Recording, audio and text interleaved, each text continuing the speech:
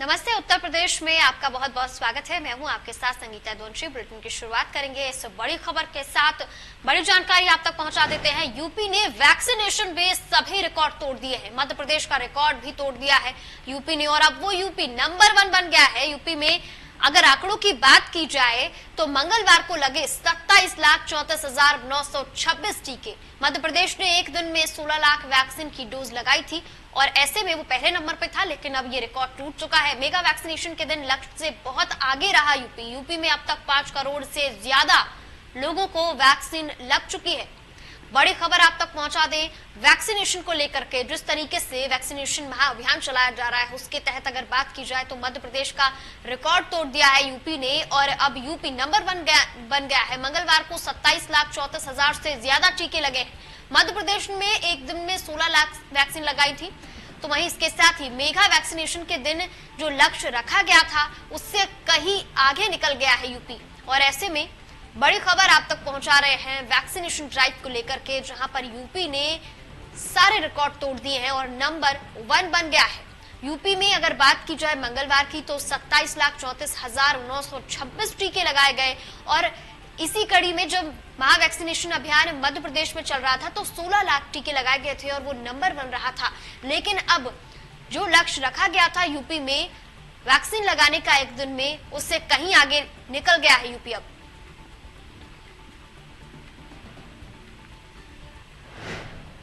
तो वहीं इसी खबर पर तमाम जानकारी लेकर हमारे साथ रवि जुड़ चुके हैं और ऐसे में उनका रुख कर लेते हैं।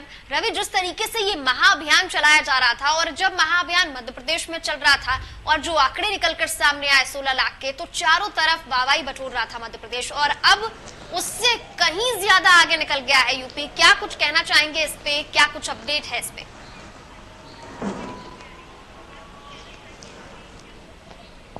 हाँ, देखिए, अगर वैक्सीनेशन की बात करें तो उत्तर प्रदेश अब वैक्सीनेशन के मामले में नंबर 1 हो चुका है। अगर बात करें तो मंगलवार को जो मेगा वैक्सीनेशन का काम है वो किया गया है, उसमें खुद करीब 27,34,926 जो सरकारी आंकड़े हैं ये बताते हैं कि 27,34,926 लोगों का वैक्सीनेशन हुआ है। और इसके बाद अब मध्य प्रदेश को पीछे छोड़कर यूपी जो है वो नंबर 1 हो चुका वैक्सीनेशन मामले। और लगातार जिस तरीके से सरकारी प्रयास रहे, उत्तर प्रदेश के मुख्यमंत्री योगी आदित्यनाथ ने लगातार बीते साल 2020 या 2021 की जो बात हो, कोरोना काल में जिस तरीके से बेहतर काम किया है, तो साफ तौर पर स्वास्थ्य विभाग को और बेहतर काम करने का काम है वो किया गया, जिसकी दुनिया में सराहना भी हुई थी। और वैक्सीनेशन को लेकर जो एक नया रिकॉर्ड है वो बनाया गया उत्तर प्रदेश ने, तो साफ तौर पर कह सकते हैं वैक्सीनेशन को लेकर उत्तर प्रदेश वो नंबर 1 हो गया है। तो कह सकते हैं कि जिस तरीके से लगातार जो कोरोना काल में काम किया गया और वैक्सीनेशन को लेकर अब युद्ध स्तर पर जिस तरीके से काम किया, और मंगलवार को जो मेगा वैक्सीनेशन काम किया गया उसमें उत्तर प्रदेश नंबर 1 हो चुका है। और जिस तरीके से वैक्सीनेशन किया गया है तो माना जा रहा है कि जो और कोरोना के जो मामले वो लगातार घट रहे हैं, तो कह सकते हैं कि कोरोना को हराने को लेकर जिस तरीके से उत्तर प्रदेश में काम हो रहा था वो और अपने और आगे बढ़ता हुआ नजर आ रहा है। जी रवि, जिस तरीके से ये तो एक सकारात्मक बात हो गई, लेकिन ऐसे में जब वैक्सीनेशन ड्राइव चल रहा था तो ऐसी तस्वीरें भी निकल के आई जहां पर भारी भीड़ उमड़ी हुई थी। जालौन से भी ऐसी तस्वीरें निकल कर आई। लखनऊ में क्या स्थिति रही ऐसी?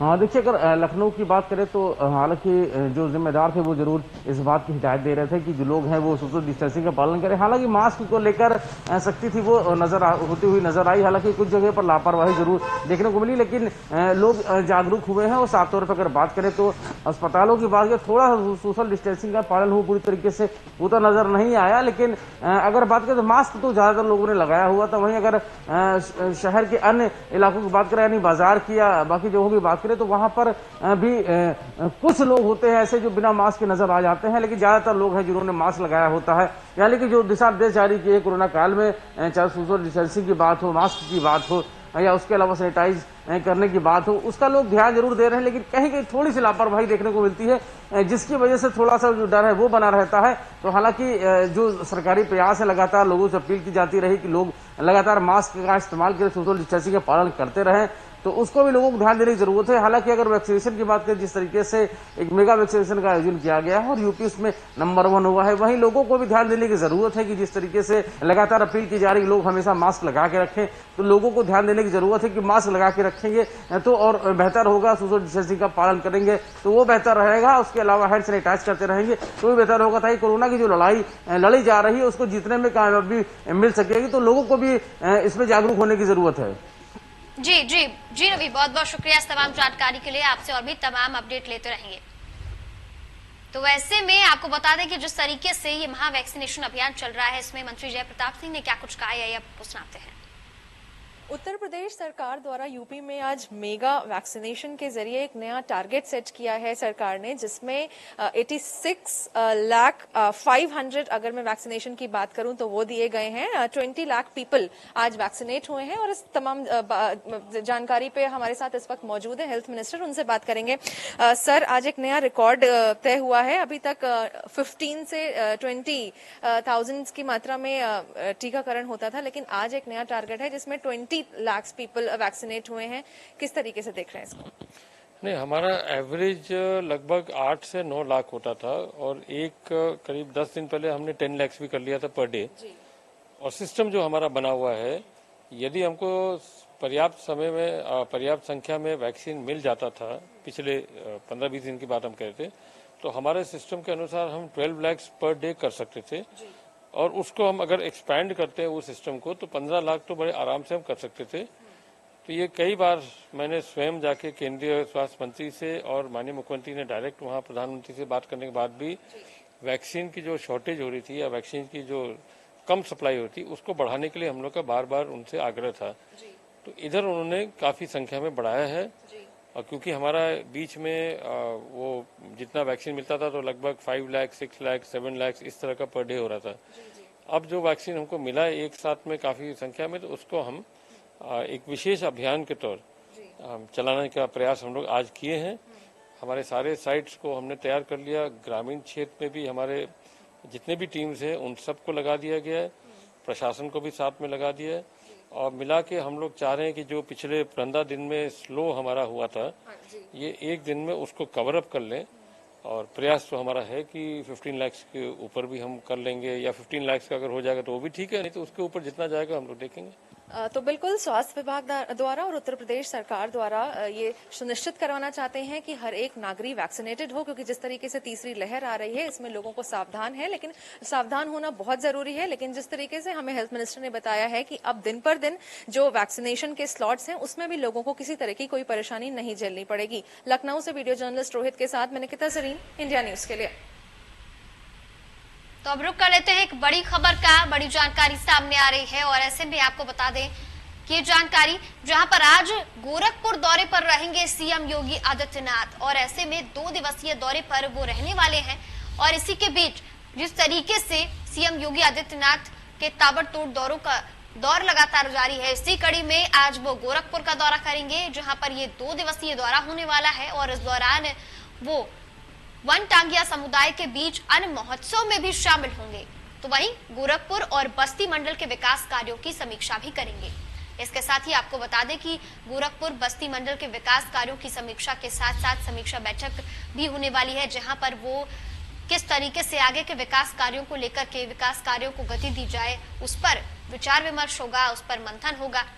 बड़ी जानकारी आप तक पहुंचा रहे हैं।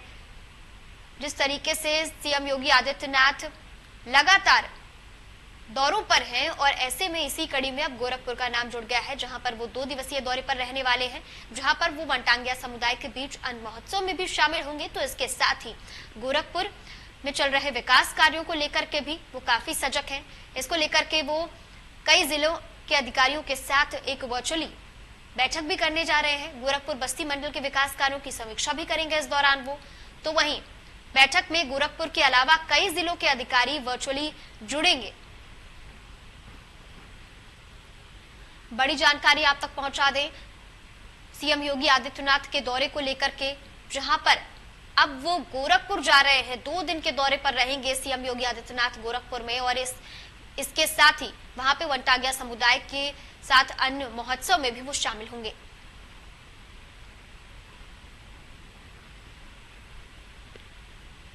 तो वहीं अब रुक कर लेते हैं सुशील कुमार का, जो हमारे साथ जुड़ चुके हैं तमाम जानकारी लेकर। सुशील, जिस तरीके से लगातार दौरों का दौर तो जारी ही है, विकास कार्यों को किस तरीके से और गति दी जाए उसको लेकर के सीएम योगी आदित्यनाथ बहुत सजग हैं। तो इस कड़ी में अब गोरखपुर का नाम जुड़ गया है, क्या कुछ वहां से तमाम अपडेट आ रही है, किस तरीके की तैयारियां चल रही है वहां पर? देखिए, गोरखपुर में सीएम योगी आदित्यनाथ जो है अक्सर आते रहते हैं, क्योंकि विकास कार्यों को लेकर के लगातार उनकी जो समीक्षा बैठक है, विकास कार्यों को लेकर लगातार करोड़ों की जो है योजनाओं का शिलान्यास और लोकार्पण का कार्यक्रम है वो लगातार चलता रहता है। गोरखपुर ही नहीं बल्कि पूरे उत्तर प्रदेश में हर दिन वो किसी न किसी दौरे पर रहते हैं। इसी को लेकर 2 दिवसीय दौरे पर गोरखपुर सीएम योगी आदित्यनाथ आ रहे हैं और ये माना जा रहा है कि 11 बजे के आसपास वो सर्किट हाउस पहुंचेंगे और वहां के हेलीकॉप्टर से उतर करके सीधे फिर प्रेक्षागृह का एक कार्यक्रम है उसमें जाएंगे और इस कार्यक्रम में सम्मान का कार्यक्रम है। इस कार्यक्रम में शिरकत करने के बाद वो फिर सीधे सर्किट हाउस पहुंचेंगे एनेक्सी भवन में, जहां पर जो है गोरखपुर और बस्ती मंडल के विकास कार्यों की समीक्षा होनी है।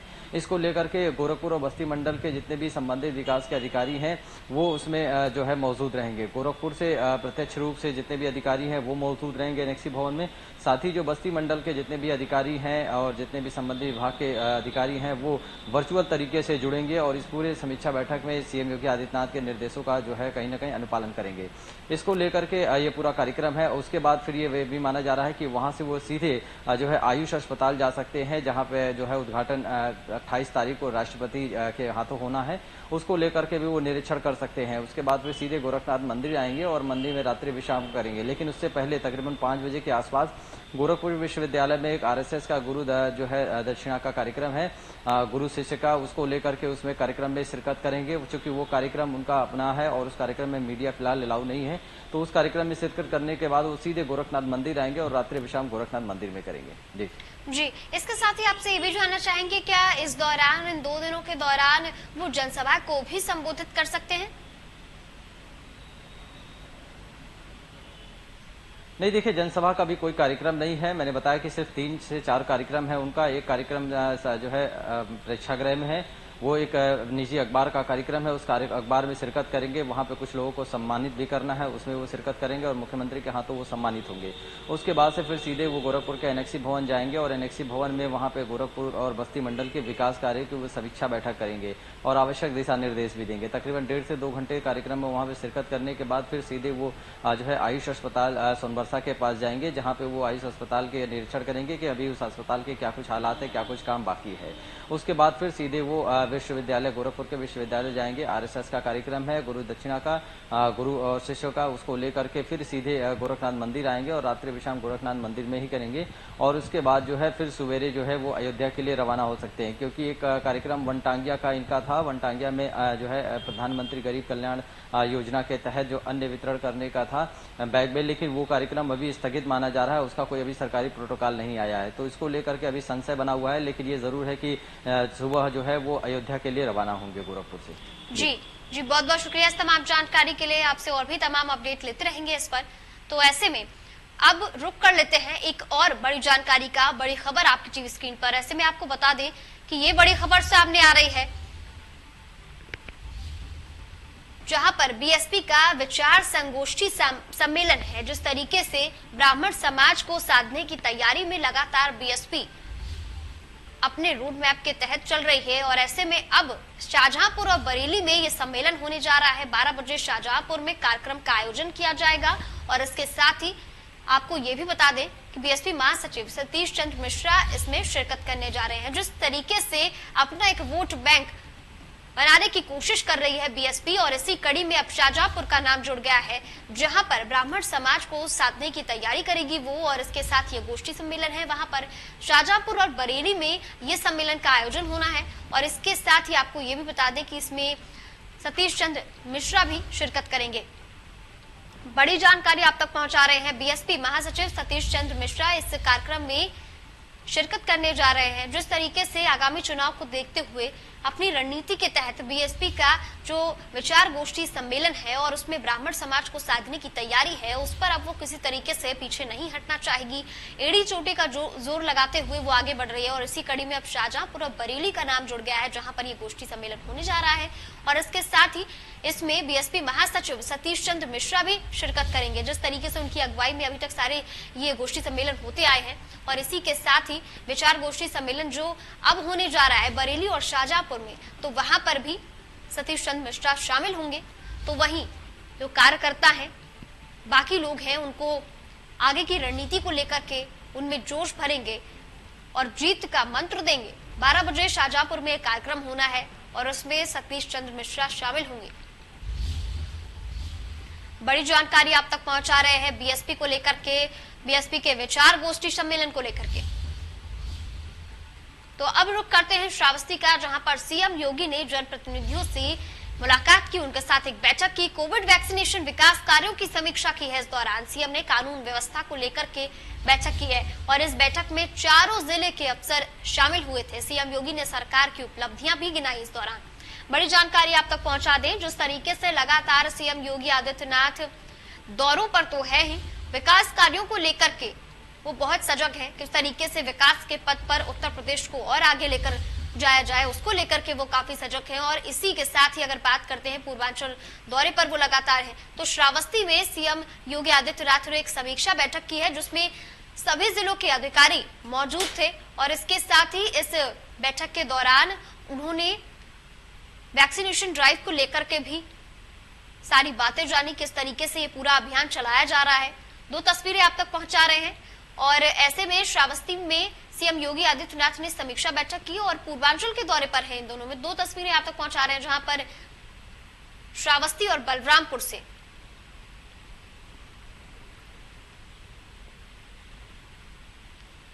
सीएम योगी आदित्यनाथ शक्तिपीठ देवीपाटन पहुंचे और इसके साथ ही वहां पर उन्होंने देवीपाटन मंदिर में रात्रि विश्राम करेंगे। बड़ी जानकारी आप तक पहुंचा दें उनके दौरों को लेकर के, जिस तरीके से सीएम योगी आदित्यनाथ पूर्वांचल दौरे पे हैं और कोविड वैक्सीनेशन विकास कार्यों की इस दौरान वो समीक्षा भी करेंगे। शक्तिपीठ देवीपाटन मंदिर छावनी में थोड़ा सा तब्दीली लाई गई है और इसके साथ ही वहां पर कई महंत भी मौजूद रहे।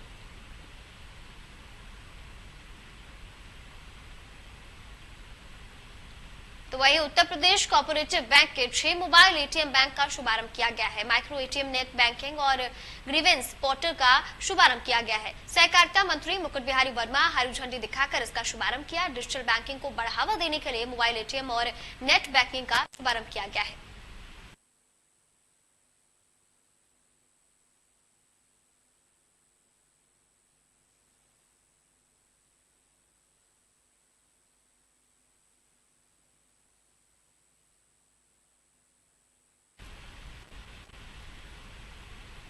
तो एक्सक्लूसिव तस्वीरें आप तक पहुंचा रहे हैं, जहां पर सहकारिता मंत्री मुकुट बिहारी वर्मा को लेकर के, जहां पर उन्होंने डिजिटल बैंकिंग को बढ़ावा देने की मुहिम छेड़ दी है। और ऐसे में इस कार्यक्रम में बैंक के कई अधिकारी मौजूद रहे। बड़ी जानकारी के साथ ही सुपर एक्सक्लूसिव तस्वीरें भी आप तक पहुंचा रहे हैं, जहां पर इंडियन न्यूज पर मंत्री शामिल हुए और मुकुट बिहारी वर्मा ने जो ये मोबाइल एटीएम बैंक का शुभारंभ किया है, सहकारिता मंत्री ने ये हरी झंडी दिखाकर इसका शुभारंभ किया। डिजिटल बैंकिंग को बढ़ावा देने की ये जो उन्होंने मुहिम छेड़ दी है, इसको लेकर के सुपर एक्सक्लूसिव तस्वीरें आप तक पहुंचा रहे हैं, सिर्फ और सिर्फ इंडिया न्यूज उत्तर प्रदेश उत्तराखंड पर।